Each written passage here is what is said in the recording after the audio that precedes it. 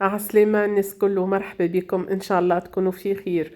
اليوم باش نعملوا مع بعضنا الكروكون، وصفة سهلة وناجحة من أول تجربة، بطريقة مبسطة. تبعوا معايا حتى الآخر الفيديو. كيفاش يجيكم اللوز شادد روحه ما يتفتفتش ويتقص بسهولة. بسكويت بنين برشا، وخاصة الفطور الصباح وإلا للعشوية مع القهوة. تعديوه بالستروناد وإلا بالجازوز، انتوما واش تحبوا. تبعوا معايا طريقة التحضير. أول حاجة عندي البيض بدرجة حرارة المطبخ. أنا البيض متاعي الصغير استعملت 4، إذا كان أنتم حجم كبير تستعمل كان 3 كعبات. بالنسبة لقشور البرتقال راهو لازم، كان ما عندكش تنجم تنكه بأي حاجة أخرى، باش نستعمل زوز مغارف متاع ماكلة. بالنسبة للوز، خليط اللوز الأحمر 150 جرام. عندي 500 جرام فرينة. عندي 100 مليلتر زيت نباتي. وعندي بالنسبة للسكر 160 جرام.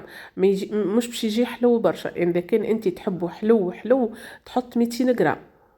باش يجي الحلاوة متاعو باهية حط 200 جرام. انا جيني نقص سكر، خاطر نقصت بصراحه في السكر، حطيت 160 جرام. اول حاجه ناخذوا البيض، لازم يكونوا بدرجه حراره المطبخ. باش نزيد معاه سكر زهر والا سكر فانيليا. تنكه باللي تحب، تنجم حتى تحط روح الزهر ولا روح العطرشيه. حطيت قرصه صغيره ملح، وباش نخلطوا المكونات حتى لين يذوب السكر.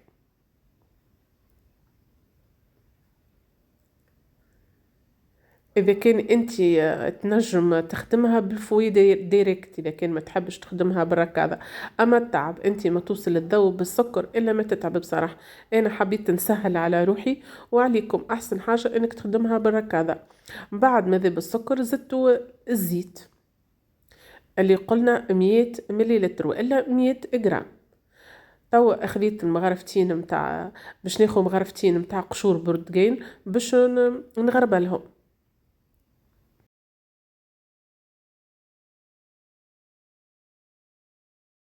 تغربلهم هكاك احسن باش ما تقعدش كعب كعب من بعض.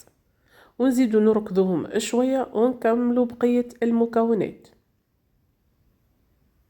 توا نستغنيو على الركاضه باش نكملوا البقيه بيدينا.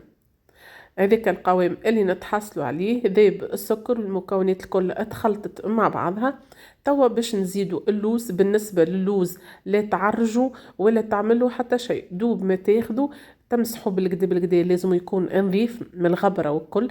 تمسحوا بمنديلة والا بابي اسويتو، ومن بعد تحطوا. ومن بعد ما نحطوه توا باش نبدا نحط الفرينة. بالنسبة للخميرة، عملت مغرفة هكا متاع ماكلة متاع 10 جرامات. ما تستعملش برشا خميرة باش ما يشققش، خاطر سينو باش يشقق برشا من بعد البشكوتو متاعك. احسن تعمل كان عندك باكو متاع 10 جرامات تعملوا تصبوه. كان ما عندكش باكو متاع 10 جرامات يبدا عندك فيه 13 جرام. تحاول تعمل مغرفة متاع ماكلة مليانة، يعني تخلي نقص شوية. ونحركوا المكونات الكل من الاول. اهم حاجه انا نقولك عليها، بكشي الفرينه متاعك تشرب، ماذا بيك تصب بشويه بشويه الفرينه كيما طرافيه. انا استعملت 500 جرام، تنجم تستعمل انت 400 450 جرام انت ونوع الفرينه اللي باش تستعملها. كي نوصلوا للمرحله هذه تبدا تزيد بشويه. وتوا كي نراها اتكبست باش نلبس الجواندوات متاعي. عملتها توا دهنتها بالزيت، وباش نكمل نخدم بقية بيدي. احسن حاجة انك تخدم بيدك باش تمس العجينة وتحسها يعني يابسة أطرية. كي تخدمها بيدك اسهل. وهذيك القوام اللي تحصلت عليه، لا هي شايحة ولا هي يابسة، قوام متاعها متوسط هكاك لازم تتحصلوا عليها. كيما تراو فيها واضحة هكا، كي انتي تكورها بيدك تلقاها تلمت وقرت زيتها، مش هكا تلقاها شايحة ومش تلقاها أطرية تبدا تتلصق هكا ملمومة بالكدا. توا دهنت يدي بالزيت وباش نبدا نشكل، باش نقسمهم على كعبورتي على نصفين معناها. نخدم البودان متاعي ونحاول ماذا بيكم تقسموهم قد قد. انا جاتني بودان اكبر من بودان، وتخدم بالطريقة هذيك تبدأ تكورهم هكاكا باش تسهل عليك الخدمة. شو كيفاه القوام متاعها مزيت.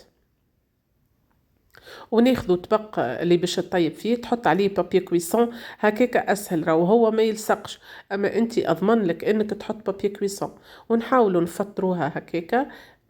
السمك متاعها ماذا بيك متاع سنتي ونص الزو سنتي، ما تخليهاش عالية برشا وما ترهفهاش برشا.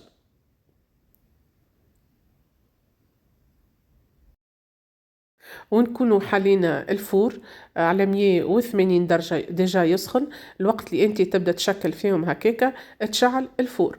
خديت توا اصفر نتاع بيضة، حطيت لها 3 مغارف نتاع ماكلة حليب وشوية قهوة سريعة الذوبان، شوية هكا نتاع ربع مغرفة نتاع قهوة سريعة الذوبان، يعني ما كثرتش. وندهنوهم بالبنسو هكاكا الوجه متاعها باش يجي من بعد منظره مزيان. اذا كان انت ما تحبش تحط قهوة خليها بلاش. وندهنوها مليح. وتوا باش نعملوها بالفرشيطة. الحركة هذه زادت تنجم تستغنى عليها، تنجم ما تعملهاش. نعملو خطوط خطوط بالفرشيطة.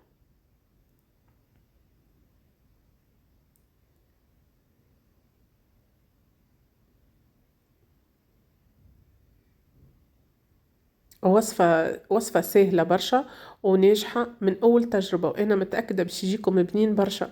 شوفوا القوامة متاعها بعد ما طيبتها. شعلت عليها الفور على 180 درجة الفوق ولوطة من بعد.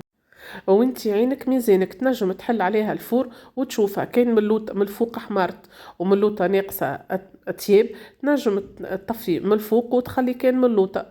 أما أهم حاجة من بعد ما تخرجها من الفور يلزمك تخليها تبرد قبل ما توصل تقصها، تخليها تبرد. وتاخو سكينة منشار كيما اللي عندي، سكينة منشار، وتبدأ تحرك فيها بشوية بشوية.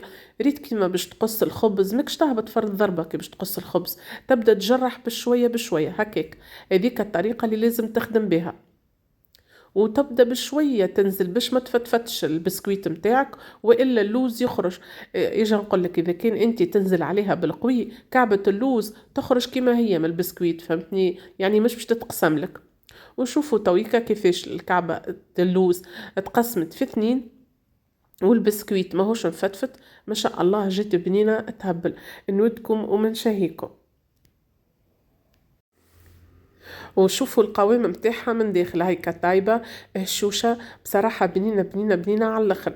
راهو تنجموا تستغنيوا عليها المرحلة انكم ترجعوها للفور باش تحمار. تنجم هكاك يعني تاكلها هكاك من غير ما ترجعها. كان تحبها كروكونت وقتها انت رجعها للفور. رجعت حكاية 10 دقائق دوب تبدل لونها وخرجتها. وهذاك الشكل النهائي متاع الوصفة متاعنا. ان شاء الله تكون عجبتكم، وما تنسونيش في كومنتارياتكم المزيانة، وما تنسونيش في اللايكات متاعكم، وقلكم فرجة ممتعة للجميع. وكانك اول مرة تدخل للقناة ما تنساش تشترك وتفعل الجرس باش يوصلك كل جديد. والى اللقاء الناس الكل، باي باي.